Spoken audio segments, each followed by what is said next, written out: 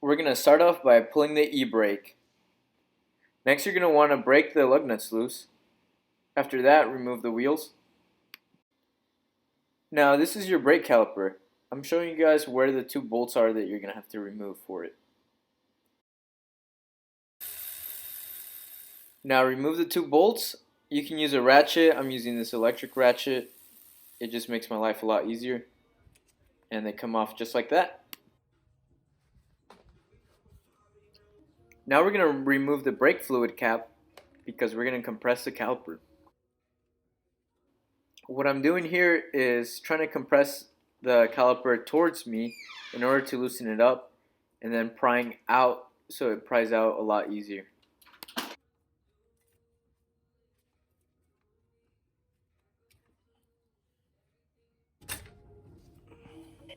I use a flathead to pry out the remaining brake pads and brake hardware.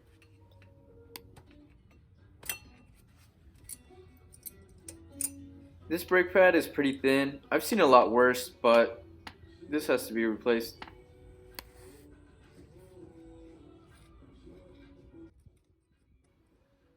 Now these are the shims. Just use a flathead and just pry them out. Usually brake pads come with new brake hardware, but if they don't, inspect them, make sure they have no cracks or anything, and if they look good, you can reuse them. If you're going to reuse them, make sure they're clean and greased. To install, you just push them back in. Now you're going to want to compress the caliper. I put an old brake pad there and keep compressing with this C-clamp. It shouldn't be that hard to compress. If it is, it might be frozen.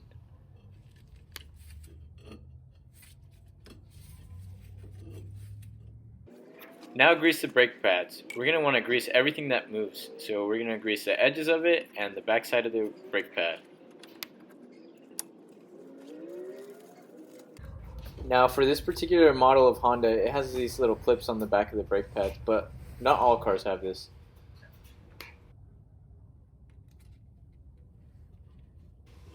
So I just insert them, and now the brake caliper should slide right in.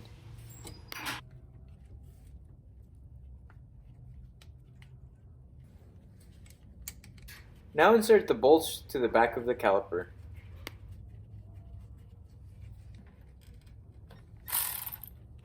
I make sure they thread in fine before I tighten them.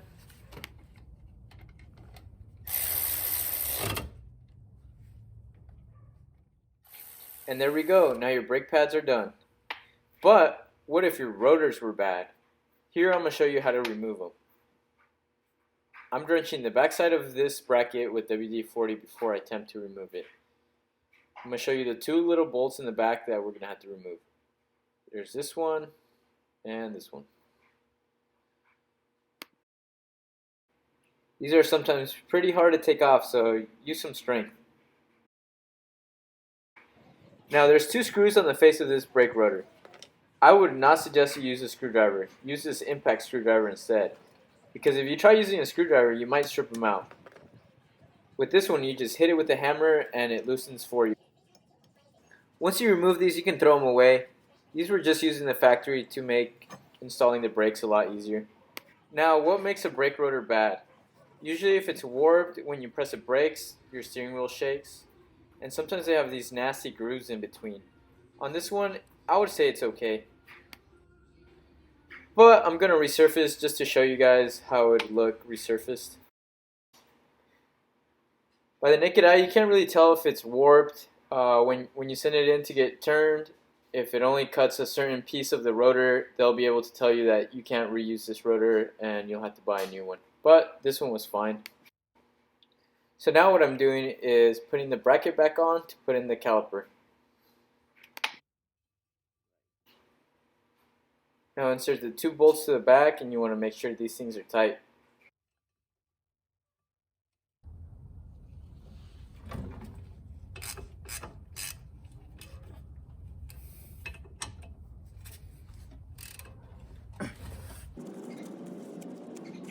Now what I'm doing is cleaning off the brake hardware and making sure it's greased.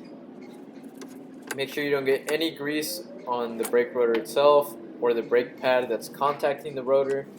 I've seen it happen where they hear it's brake grease, so they assume that it's where it contacts each other, but don't do that. Your brakes won't work. Also, these guide pins towards the back where it bolts onto the caliper, they just pop right out. You just want to clean them off and add new grease. Same with the brake pad, I'm just adding a little more grease wherever it's going to slide on. And then the back of it, because the caliper is going to be sliding back and forth. Now here I'm showing you the comparison between the old one and the new one. The new one has a lot more life in it.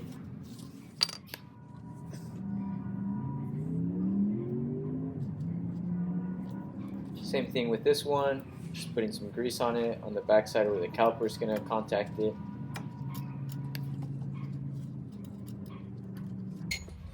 And now I'm putting the little clips back in.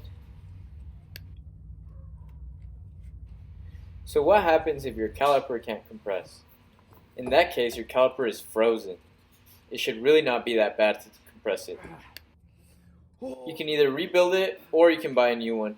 And I'm just going to buy a new one to save some time. I'm going to grease the back of it and the front of it where it's going to contact the brake pads and then slide it right in. Then slide the bolts in as if it was the original brake caliper.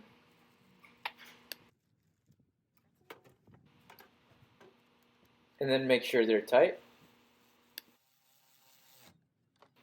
Right here, you're not going to want to do an extremely over-tightened bolt. You just want it tight enough that it won't fall off.